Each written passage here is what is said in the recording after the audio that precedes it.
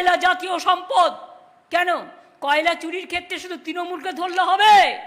তৃণমূলের দায়িত্বে কয়লা নয়, কয়লা তোমার সিআইএসএফ এর দায়িত্বে, সেন্ট্রাল মিনিস্ট্রি, মাথায় রেখো, এটা স্টেট মিনিস্ট্রি নয়। তোমার মিনিস্ট্রিরা কি করছিল? আমি 1 ডজন মন্ত্রীর নাম বলতে পারি যারা এই আসানসোলকে লুটে খেয়েছে। কেন্দ্রীয় সরকার ডোন্ট ফরগেট, কাউকে একজনকে ধরে জোর করে লিখিয়ে নিলাম একজনের নাম, that is not the reply Amit Shah. Please remember, ইলেকশনের সময় যত তোমার মন্ত্রী নেতা এসেছিল আসানসোলে কোল মাফিয়াদের হোটেলে ছিল, আমার কাছে তার সমস্ত দৃষ্টান্ত আছে। কারা ছিল ইস্ট ওয়েস্ট হোটেলে? Total east West hotel book করে লিস্টটা বের করব? তোমরা আমাদের বাংলার মা বোনদের সম্মান দাও না, তোমরা তাদের অসম্মানিত করেছো অনেক জায়গায়। তাই তোমরা বলো কন্যাশ্রী চাই না, লক্ষ্মীর ভাণ্ডার চাই না। কি চাও? মেয়েদের অসম্মান করতে চাও? মনে রেখো বাংলা জায়গাটা অন্যরকম, টিট ফর ট্যাট হবে। যদি দেখাও একটা আঙুল, তোমার জন্য 10টা আঙুল রেডি আছে। আমি কিন্তু আজ পর্যন্ত ভিন্ডিকটিভভাবে কোনো কিছু করিনি। এমনকি তোমাদের নেতারা অনেকেই অনেক মহিলা কাণ্ডে জড়িয়ে পড়েছে, আমি আজ পর্যন্ত কাউকে অ্যারেস্ট করিনি বা আজ পর্যন্ত কারো বিরুদ্ধে আমি কিছু করিনি। কিন্তু তোমরা কিসের জন্য?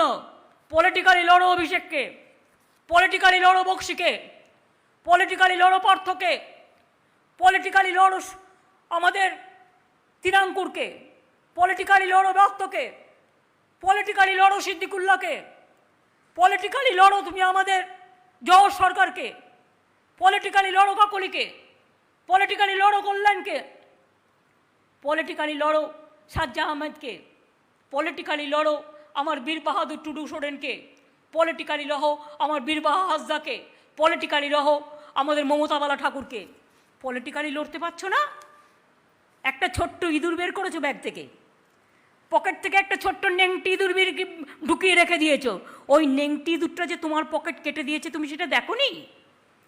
তোমার পকেটটা তো ততক্ষণে কেটে দিয়েছে। তুমি কেন বুঝতে পারছো না?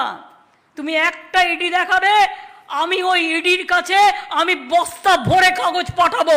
তো আমি দেখতে চাই যদি কেস না হয় পরীক্ষা, তাহলে আমরাও কোর্টে যাব। তুমি সব ম্যানেজ করবে?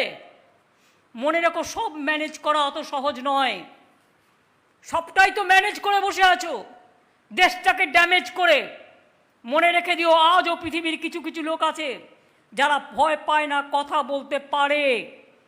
কাজেই নিজেকে ঠিক করে রেখো। গুজরাটের কম ইতিহাস আমরা জানি না, মনে রেখে দিও। সব কিছু মনে রেখো, মনে তারপরে কাজ করো। রাজনীতি রাজনীতির জন্য, রাজনীতি প্রতিহিংসার জন্য নয়।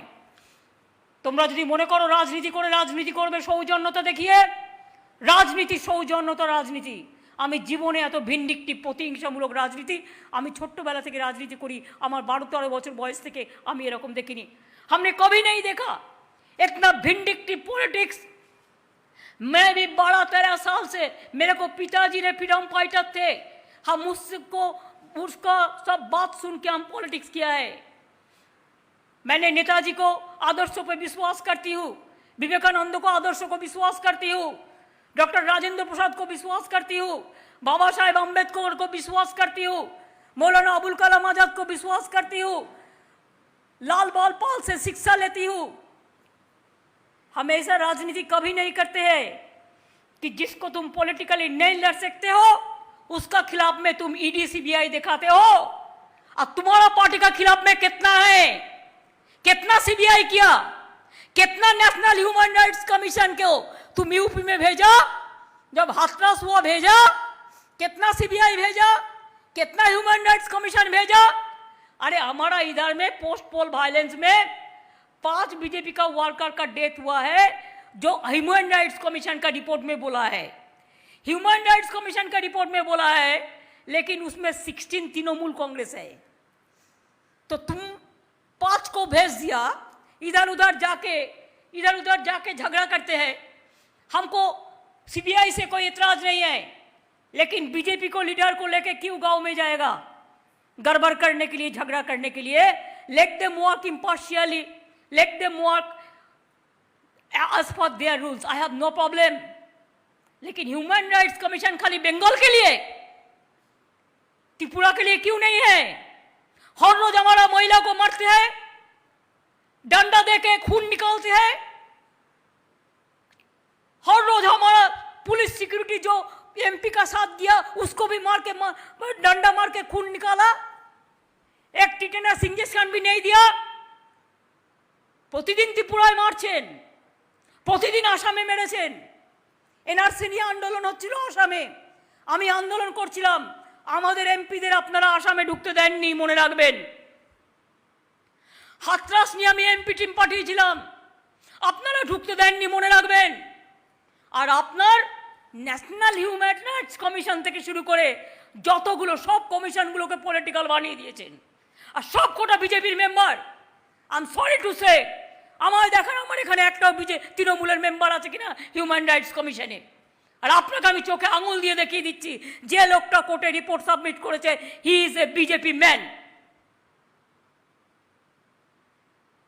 তার রিপোর্টের ভিত্তিতে আপনি শিখিয়ে দিচ্ছেন সিবিআই হবে, ইডি হবে, করুন আপনি এনকোয়ারি, ইনভেস্টিগেশন করে দেখুন, আমার কোনো তাতে বাধা নেই। তার কারণ আমাদের প্রত্যেকটা চার্জশিটেড হয়ে গেছে, প্রত্যেকটা কেসে অ্যাকশন হয়েছে। আমি যখন গভর্নেন্স চালাই, then I am for all, I am not like BJP that only BJP will look after their interest and no other interest. I arrest my Trinamool Congress people also if they do any blunder. Please remember this. क्या सोचते हैं आप लोग, potato और potato chips एक हो गया है?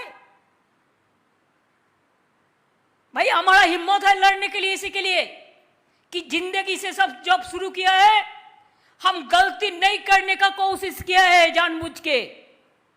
अगर बिना जानबूझ के कोई गलती हो गया तो माफी भी चाहने के लिए हम तैयार है, लेकिन हम जानबूझ के कभी गलती नहीं किया, करते भी नहीं, हमारा जरूरत नहीं है। हम जो पुस्तक लिखता है, हमारा 100 से ज्यादा पुस्तक निकल गया, उसमें जो मिलता है हमारा, उसमें हमको चला जाता है। आपका पता नहीं है तो ढूंढ लीजिए। हम भी 1 लाख रुपया करके पार्लियामेंट से ये 10 साल हम पेंशन पे मिलते थे मेरे को। सबको जानना चाहिए, बहुत सारे आदमी को पता नहीं है कि 1 लाख रुपया करके मंथली हमको पेंशन मिलता पार्लियामेंट से। I was the 7 term MPs, chief minister होके भी हमारा 1 लाख से ज्यादा सैलरी मिलते और सब कुछ मिलते, हम 1 पैसा भी नहीं लेते। तो अगर सब महीना में हम 2-2.5 लाख छोड़ देते तो साल में कितना रुपया हम गवर्नमेंट को सेव करता है। और आप लोगों ने अंगुली उठाता है मेरे को ऊपर में, आप अंगुली उठाता है हमारा फैमिली के ऊपर में। पार्टी करने से हर आदमी को चांदा लेने पड़ता है, हम तो चाहते हैं नहीं लेना चाहिए। इसी के लिए इलेक्शन कमीशन को रुपया दे दो, इलेक्टोरल रिफॉर्म्स करो, और इलेक्शन कमीशन को बोलो उन्होंने इलेक्शन चलाए। हम पॉलिटिकल पार्टी खाली भाषण देंगे, हम पॉलिटिकल पार्टी भाषण देंगे, हम पॉलिटिकल पार्टी चलाएंगे, लेकिन इलेक्शन चलाएंगे इलेक्शन कमीशन, तो चांदा लेने का कोई जरूरत नहीं है। किसी के पास चांदा मांगने से मेरे को अच्छा नहीं लगता, मेरे को शर्म लगता। लेकिन आप लोगों का 1000 करोड़ बॉन्ड में आया कैसे? ईडी करा दो, हम ईडी करके देखने चाहते हैं कैसे आपको आया। आपको पीएम केयर्स में कितना रुपया आया, कैसे कैसे आया? ईडी करा दो, हम देखने सकता है।